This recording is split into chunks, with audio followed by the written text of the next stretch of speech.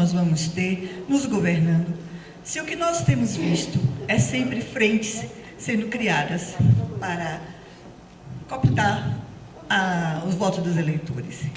E segundo, que já é uma questão sobre a Previdência, como é que a gente pode entender o governo sempre vendendo a imagem de uma Previdência deficitária, na greve dos caminhoneiros ter negociado justamente o COFINS, que é a contribuição que o empresariado presta à Previdência Social? Não teria ele meios mais diretos de ir ao empresário e negociar? Obrigada. Lorival, e para encerrar, Jailson. Boa tarde, pessoal. Toninho, um prazer ter conosco aqui de novo. Agradecer pelas suas contribuições, tanto na federação quanto aqui, né? Mas eu quero falar aqui sobre algumas contradições. Mas antes eu queria que alguém me ajudasse a descobrir o nome do deputado da Bahia que foi relator dessa PEC Não, essa PEC que era para excluir a contribuição dos aposentados. Foi Valmir Assunção? Valmir Assunção? Não, era um baixinho, eu esqueci o nome desse. Não me lembro o nome dele. Eu sei que tinha um deputado aqui do PT que foi relator dessa PEC e eu conversei com ele sobre ela, inclusive viajando para Brasília, ele foi ao meu lado. E ele me disse... Luiz Alberto, isso, Luiz Alberto. E ele me disse que era impossível eliminar de vez, na relatoria dele, propor a eliminação de vez da contribuição, mas que iria tentar alguma coisa progressiva, quer dizer, uma redução progressiva até extinguir. E depois engavetaram a PEC no governo do PT. Bom, de fato, a gente está aqui vivendo uma situação de contradição muito grande. A gente apostou todas as nossas fichas num governo de trabalhadores, que a primeira medida foi a reforma da Previdência do regime próprio, que taxou os aposentados. Em seguida vieram uma série de outras medidas completamente nefastas para os trabalhadores e para o setor social do Brasil. Entre elas, a PEC 664 e 665, que Dilma começou a fazer uma reforma da Previdência por medida provisória. A MP 664 e 665, que Dilma começou a fazer a reforma da Previdência por medida provisória, impedindo que as viúvas tivessem acesso às pensões por morte de seus maridos e vice-versa.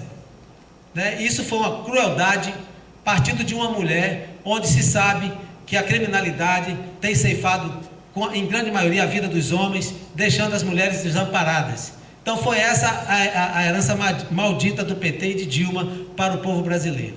Agora, a gente sabe que a culpa de tudo isso que aconteceu no Brasil é justamente do PT, porque a gente apostou no PT para mudar essa realidade e não entregar o governo a esses canalhas que estavam aí, inclusive escolhendo o Temer para ser seu vice.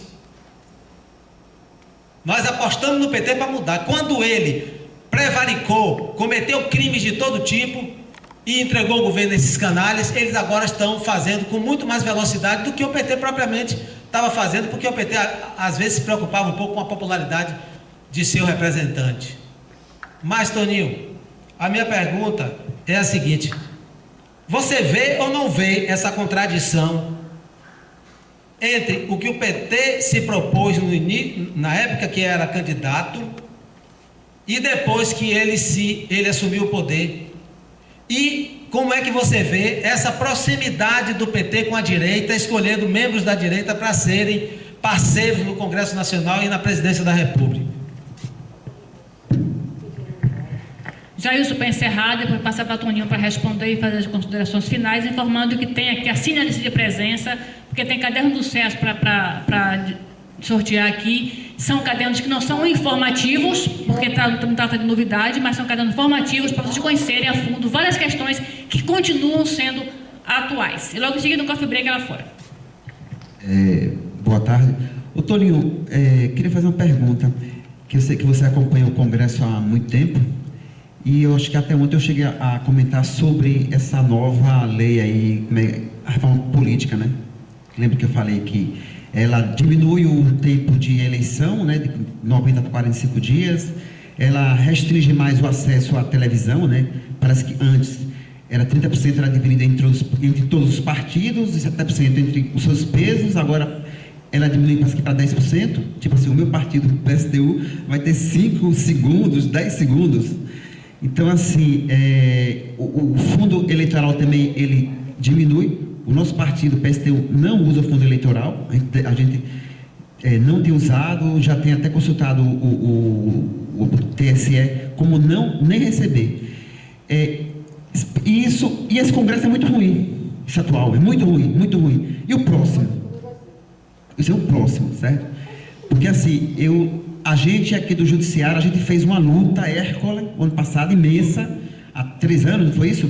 Para aprovar nosso PCS. Então assim, e os colegas já estão comentando aqui, ano que vem já acaba, né? Alguém perguntou ontem, vai acabar, e aí fazer o quê? Então assim, eu acho aqui que você é na assessora da FENAJUF? Você é na assessora da FENAJUF, né?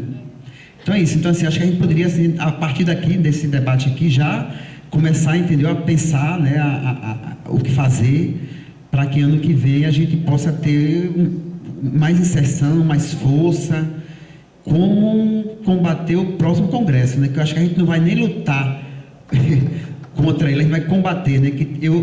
A minha fala é só para dizer assim, ele vai ser muito pior do que esse? O que é que você acha?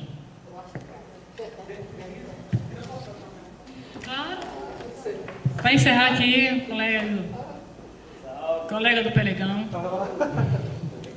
Isauro. Boa tarde, pessoal. Eu gostaria de perguntar ao convidado como fica a database do funcionalismo público federal, né?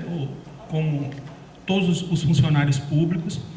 E, assim, uma coisa que particularmente me preocupa é uma informação que soube que o Brasil, há mais de 2 anos, não paga R$1 da dívida, né? Não sai R$1 de imposto para pagar a dívida.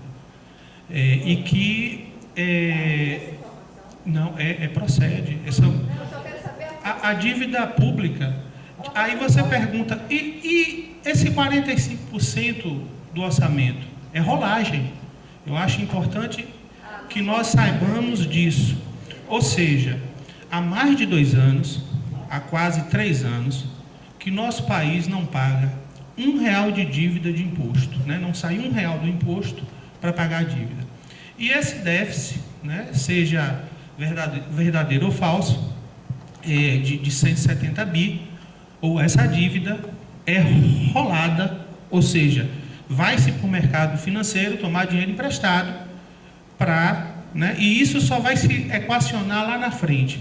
Então, nesse contexto, né, como é que vê o político e numa situação que impacta, eu não diria nem nós, servidores públicos, mas toda a sociedade brasileira? Obrigada, Isaura. Então, passando aqui para Toninho, só para fazer uma propaganda, nós temos o núcleo baiano da Auditoria Cidadã e temos todas as informações, inclusive tem um blog chamado Descomplicando a Dívida, que é justamente colocando essas questões, toda a dívida pública em linguagem bem acessível, fora do economês, uma coisa bem tranquila. O nome do blog é Descomplicando a Dívida. Seria muito bom, gostei muito da pergunta sua, ligada exatamente a esse câncer na nosso orçamento, que é chamado dívida pública. Obrigado, Toninho, para se encerrar. Bom, então, indo direto às perguntas, a Denise trata aqui de estudos com vistas a estender a lei trabalhista aprovada de precarização lá ao regime jurídico único, a lei 8.111. De fato, o Poder Executivo tem estudos no sentido de cada vez mais terceirizar e aprovar um projeto de lei complementar que está lá no Congresso, de número 92, que permite inicialmente que algumas atividades do serviço público possam ser entregues a ONGs e a OCIPs, né, organizações da sociedade civil, para prestar serviço na área de saúde, educação, previdência, ciência e tecnologia, recreação, etc. Só alguns núcleos exclusivos de Estado é que ficariam fora disso. Dentro daquela lógica da reforma do Bresser, que naquela época não se implementou, mas de fato existem estudos. Tem tentativas também de incorporar a Justiça do Trabalho na Justiça Federal. De fato, há uma intenção de setores do empresariado nesse sentido, porque consideram a Justiça do Trabalho muito pró-trabalhador, e aí querem extinguir essa justiça, né? E, aliás, fizeram essa reforma trabalhista aí, que é uma tragédia do ponto de vista do interesse da população, dos trabalhadores, porque ela faz o seguinte: ela cria uma série de modalidades de contratação. Por exemplo, o autônomo exclusivo. Eu sou autônomo, posso prestar serviço exclusivo para o sindicato sem vínculo empregatício. Já pensou que beleza? Autônomo exclusivo. Eu sou autônomo, tenho liberdade de aceitar tudo, etc., mas sou obrigado a fazer um contrato sem vínculo empregatício, com exclusividade com um determinado contratante. Tem a modalidade do trabalho intermitente, que o sujeito contrata, fica lá, conserta uma torneira durante 2 horas, recebe o salário relativo àquelas 2 horas de trabalho, paga-se os encargos em relação a isso. Se no final do mês a soma desses bicos não der um salário mínimo, ele não pode contar aquele mês para efeito de aposentadoria. Se quiser, ele vai ter que pagar para a Previdência o percentual sobre um salário mínimo para ter direito a isso. Ela permite que as rescisões contratuais possam ser feitas diretamente na empresa e não mais no sindicato, como é atualmente obrigatório, como era obrigatório nessa reforma trabalhista. Ela atinge os 3 fundamentos do direito, essas 3 fontes de direito do trabalho: a lei, a negociação e a justiça do trabalho. Por a regra atual, se um trabalhador entrar na justiça pedindo 10 mil de indenização por descumprimento de direito e o juiz der ganho de causa para ele de 1 mil, ele vai ter que pagar 20% sobre os 9 que ele deixou de ganhar. Isso está na lei. Então, quem vai entrar na justiça do trabalho? Não sei se o juiz, de que lado ele está, se ele vai cumprir ou não aquilo que está lá. Então, realmente é um negócio muito sério. O Gilvan fala uma coisa muito interessante: a ética moral na política é o fundamento de tudo, sem isso não funciona. É verdade. Agora, o que está sendo feito no Brasil é uma cretinice, que pessoas que não têm a menor moral para falar de moral, de decência, etc., têm feito esse discurso para justificar a retirada de direito. Então a população se envolve corretamente, fica indignada corretamente com o combate à corrupção, mas em nome disso deixa passar uma série de coisas, ou não age para evitar que passe uma série de coisas que prejudica ela mesma, porque ela foi envenenada contra as pessoas que defendem ou que se opõem àquele tipo de mudança que prejudica a população. Ou seja, aquilo que eu estava falando da pós-verdade. Quem defende interesse coletivo está sendo criminalizado, associado à prática de corrupção, etc. Vou dizer para você uma coisa, Gilvan, que é bom para a gente refletir. Não há nenhuma evidência empírica comprovando que houve aumento da corrupção no Brasil nos governos do PT. Nenhuma. O que houve, e aí eu te digo com segurança absoluta, foi uma transparência na relação do Estado com a sociedade, na relação do Estado com o mercado. Até 10 anos atrás, né, para não ir mais longe, no Brasil, todas as instituições eram instituições de governo, não eram instituições de Estado, porque os seus funcionários não tinham autonomia e liberdade para atuar. De 10 anos para cá foram aprovadas as seguintes leis: Lei de Transparência, Lei Complementar 131 de 2009. Ela obriga a União, Estados e municípios a disponibilizar em tempo real qualquer gasto do governo. No ano de 2011, 2 anos depois, vem a Lei Geral de Acesso à Informação, que, combinada com essa lei da transparência, permite que eu saiba quanto você ganha. Se eu quiser saber quantas diárias você recebeu em qualquer ano, eu posso pedir para o seu tribunal, ele é obrigado a me fornecer e impessoalmente fornece. Diz: olha, ganhou tantas e foi para tal lugar. A lata de doce que é comprada aqui no tribunal, todo mundo tem acesso. Isso não existia, essa informação, há 10 anos atrás. Como é que você pode comprovar se havia corrupção antes ou não, se não havia transparência? O que houve foi uma maior divulgação. Então, vou dar outros exemplos. A lei da ficha limpa, considera o passado pregresso das pessoas. A lei que aceita a evidência do dolo para efeito de cassação de registro de mandato na captação de sufrágio, na compra de votos. Isso não existia no Brasil. Isso é uma lei de 2010. Lei de combate à lavagem de dinheiro de 2011, que permitiu que o Brasil pudesse fazer convênio com o resto do mundo para trocar informações financeiras, rastrear a movimentação financeira, que permitiu a criação do COAF, que é uma instituição vinculada ao Ministério da Fazenda, que os auditores fiscais que fazem, que ele acompanha a nossa movimentação financeira acima de 10 mil de cada um de nós. Acima de 10 mil, você fez uma transação financeira, ele compara com o seu imposto de renda e verifica se você tem renda para justificar tamanha movimentação. Se não tiver, abre-se um procedimento para identificar se há ou não lavagem de dinheiro. E foi graças a esse rastreamento, a essa transparência, que se chegou a esse número a essa revelação dessa corrupção existente no Brasil. A lei de responsabilização da pessoa jurídica. No Brasil não existia, até 2013, a figura do corruptor, só do corrupto. Era como se você tivesse uma lei para punir o usuário de droga e não tivesse para punir o traficante. Era assim. Quando surgiu essa lei, empresários começaram a ser presos, políticos começaram a ser presos. Não existia isso no Brasil antes. E aí vem uma outra também, em 2013, que é da delação premiada, ou do combate a crime organizado, que aí faz com que alguém que está preso, esse empresário que está preso, que sem essa lei jamais seria preso, e essa lei é de iniciativa do governo. Todas elas, ou foi de iniciativa, ou foi sancionada nos últimos 10 anos, e esse empresário que está preso, então, ele faz, para trocar, reduzir a pena dele, ele entrega os demais integrantes da sua quadrilha. Sem isso, seria impossível o Ministério Público, o Judiciário, a CGU, o Tribunal de Contas da União, etc., passaram a ter prerrogativas que antes eram exclusivas de CPIs. Sem isso, seria impossível descobrir essa revelação. Mas eu estou de pleno acordo contigo que a ética e a moral é fundamental. Agora, quem vai falar de ética e moral tem que se pautar na pedagogia do exemplo, tem que ser ético e moral. E, lamentavelmente, quem mais está falando disso não tem nada a ver com ética e com moral, que foram esses que fizeram isso. Então, era só para a gente contextualizar bem. Você mencionou bem, quando eu estive aqui há algum tempo atrás, que falei o seguinte, que o debate a respeito do subsídio, naquela oportunidade, era inoportuno, porque estavam sendo dados para os servidores do Executivo um índice a título de reajuste, quem tinha subsídio, muito aquém daquilo que era possível arrancar do Judiciário. E no Judiciário, naquela oportunidade, não existia o debate se podia ou não ter tratamento diferenciado entre servidor ativo e inativo, em primeiro lugar, e em relação à gratificação e vencimento básico. Não havia essa distinção.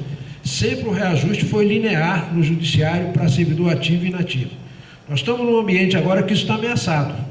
Vão querer, em função dessa PEC, eventualmente proteger só o vencimento básico e podendo ter algum tipo de congelamento ou de compensação em função de gratificação. Então, levar tudo para o vencimento básico é uma necessidade, passou a ser uma necessidade no Judiciário e no Legislativo. E ambos sempre recusaram o subsídio, porque era uma parcela única, né? E que o valor teria que ser o linear, dado a todos remunerado por subsídio, enquanto quem tinha remuneração variável podia ter composições diferentes, né?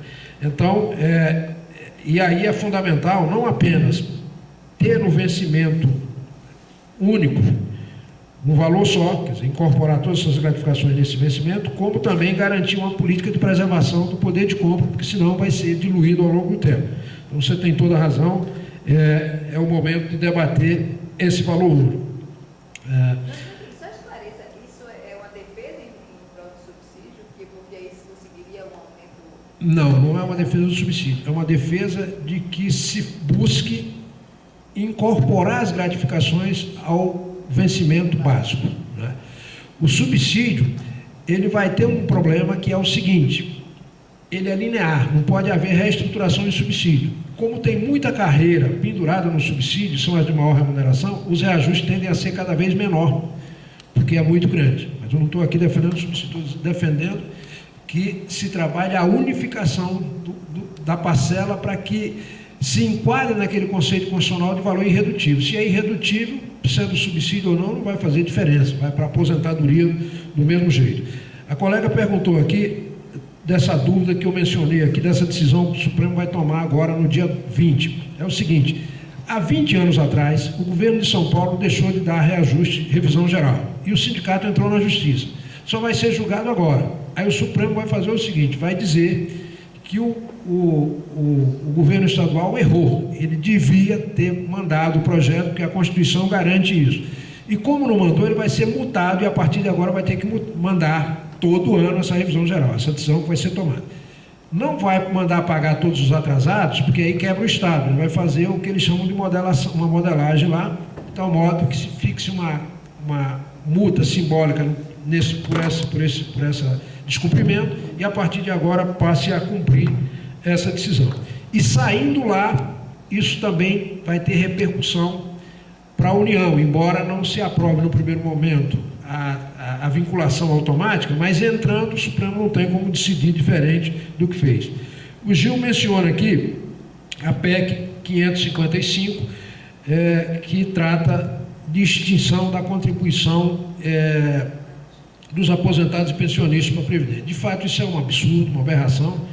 A Previdência tem caráter contributivo. Se você contribui para ter um benefício, depois que você alcançou esse benefício, não tem por que continuar contribuindo, porque você não vai ter outro benefício. Contribuindo pós-morte. Exatamente. É porque tem os pensionistas também que continuam contribuindo, é verdade. Mas aí, vamos dar de barato que, considerando que no serviço público várias pessoas, em algumas carreiras, eram seletistas e na Constituição passaram a ser estatutárias, né, e se aposentaram como estatutários sem ter contribuído sobre a totalidade, e tem 500 mil servidores nessa condição, mesmo considerando isso, hoje, passado 13 anos da implementação disso, essas pessoas já teriam pago, né, depois de aposentada, toda essa diferença que deixaram de pagar quando estavam na atividade. Então não faz mais nenhum sentido isso existir. Ele mencionou aqui também que tinha sido no governo FHC. De fato, constitucionalmente foi no governo Lula, mas no governo FHC foi instituído só que num percentual de 25%. Vocês lembram? Era Luiz Eduardo Magalhães, o presidente da Câmara, foi aprovada uma lei ordinária que o Supremo declarou inconstitucional. E aí, depois, foi constitucionalizado para permitir cobrar dos inativos. Mas o Fernando Henrique tinha proposto uma alíquota de 25%, chegou a virar lei, e essa lei foi derrubada no Supremo por unanimidade.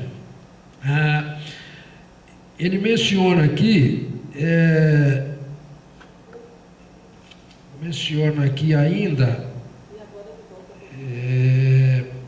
bom, basicamente essa questão da contribuição dos inativos, que está lá, essa PEC está suspenso, não pode votar agora nesse momento que tem intervenção federal, mas ela está garantida lá que um dia vai ser votada, ela não vai ser arquivada nunca.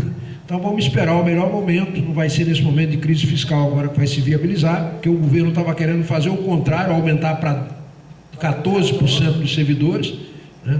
O Lewandowski aqui deu a decisão de considerar inconstitucional e depois caiu a MP, ela caducou, né? Mas queriam aumentar, então é um perigo. A Lúcia menciona aí, qual é a certeza que a gente tem de elegendo um projeto desse, se ele depois não vai desvirtuar lá? O problema é o seguinte, e outra coisa que ela mencionou foi a questão do déficit da Previdência, como é que se alega déficit, mas ao mesmo tempo se resolve o problema dos caminhoneiros retirando isenções. Eu digo um outro, o governo abriu mão de 6 trilhões de reais e parte significativa dele da Seguridade para as petrolíferas que vêm explorar o pré-sal.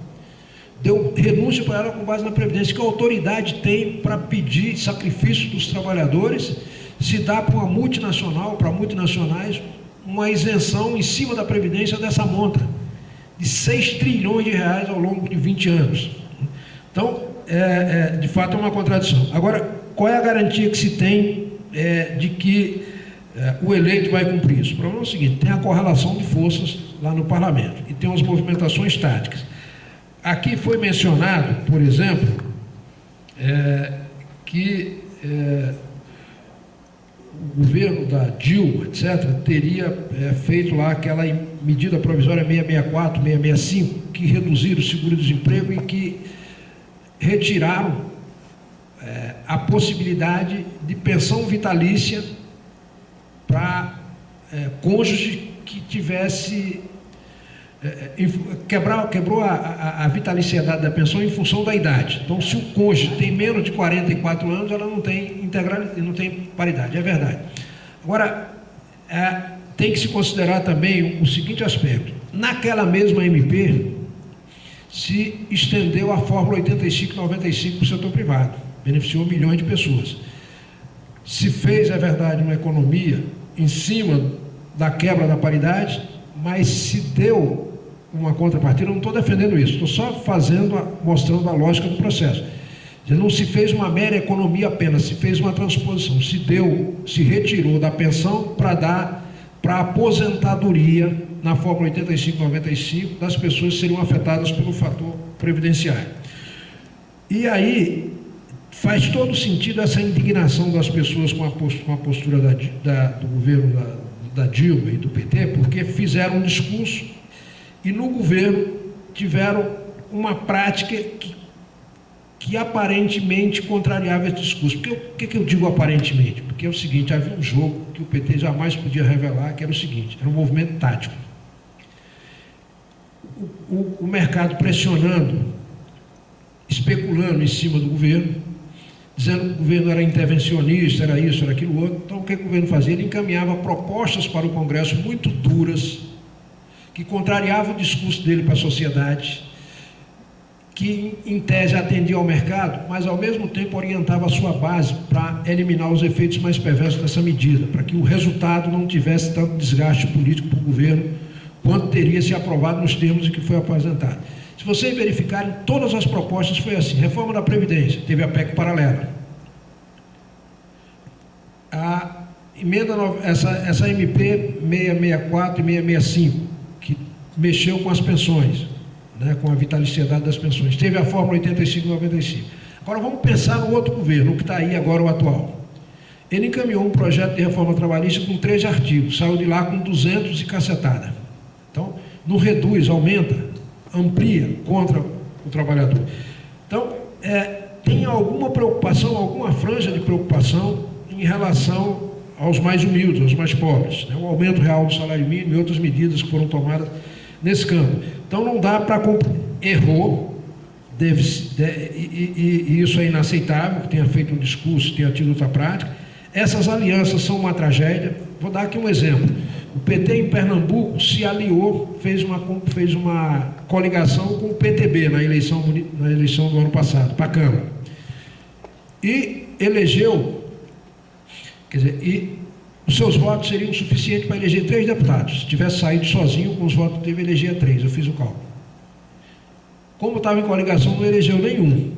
E todos os três, votaram a favor do impeachment da Dilma e a favor de todas essas reformas aí que retiram o direito. Quer dizer, esse tipo de aliança é um negócio inaceitável. Não pode haver aliança de partido que pensam ideologicamente diferente, porque você transfere voto de um para o outro. Você vai votar em alguém da esquerda e elege alguém da direita. Então o eleitor de direita vota em alguém de direita e elege alguém de esquerda. Está errado. Tem que ter afinidade programática, ideológica desse ponto de vista. Então essas alianças eu concordo com o Lorival que realmente não pode continuar acontecendo. A reforma política. A reforma política, ela de fato criou as condições para que o Congresso fique tão ruim ou pior do que o atual. Ela reduziu o tempo de campanha de 90 para 45 dias, portanto favorecendo quem está no exercício do mandato, criou o fundo eleitoral e a janela partidária, que os parlamentares puderam mudar de partido de 4 de março a 4 de abril. Essas 3 condições favorecem quem está no exercício do mandato.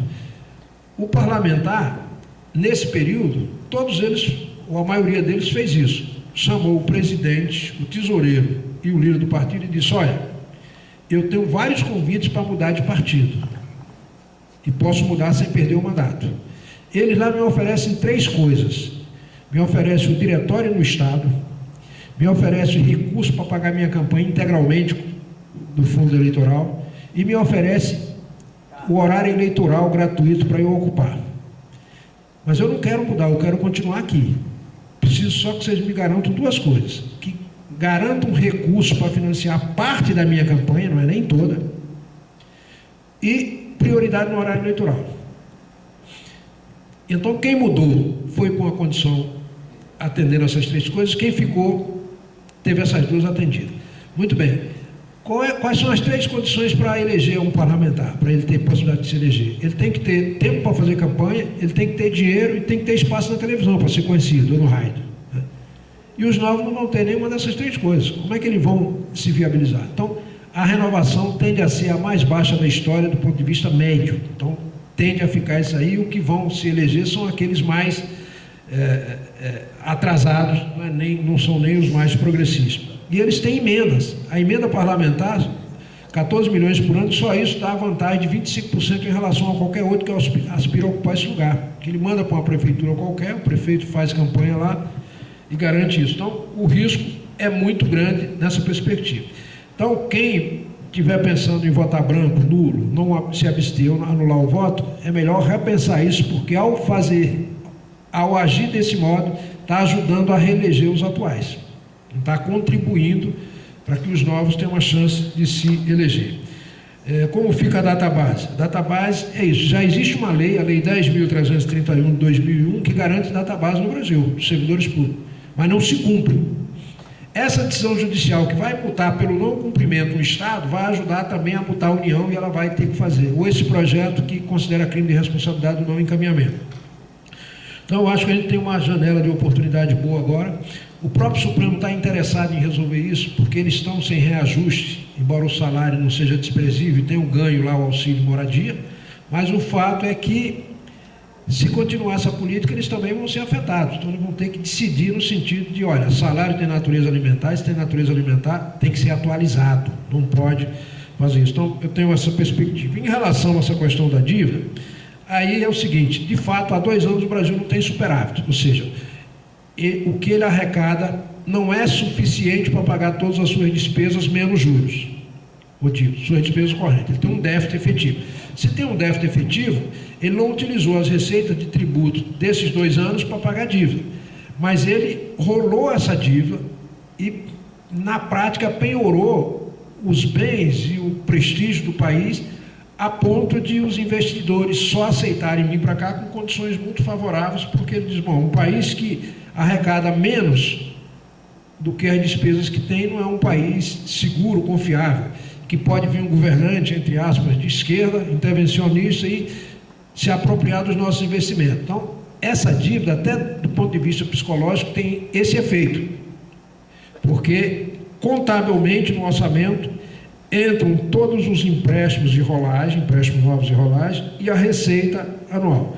E quando a gente vê, de fato, 42% do orçamento se destina ao pagamento da dívida. E é isso que faz com que esses juros sejam estratosféricos no Brasil e que tudo aqui seja mais caro, exatamente em função dessas confianças. Se a auditoria da dívida é importante, porque essa dívida já foi paga dezenas de vezes. Então, isso é fundamental. Espero que eu tenha respondido a todas as perguntas. Quero, mais uma vez, agradecer a paciência de vocês, dizer da satisfação de ter vindo aqui e espero, tendo outra oportunidade, poder novamente vir aqui dialogar com vocês. Muito obrigado e uma boa tarde a todos. Não saiu ainda, temos sorteio aí, aqui, para a gente sortear esses livros aqui. Certo? Só informando, nós temos um ato, dia 19, no STF, para pressionar na votação do dia 20 desse processo aí de criminalização, de punição para quem não fizer não cumprir a database. Então, a gente acha que há uma janelinha aí colocada para a gente, né, colocar isso aí. Dia 19 a gente tem que ver quem é que vai para lá, para Brasília, que acho que é dia de terça-feira.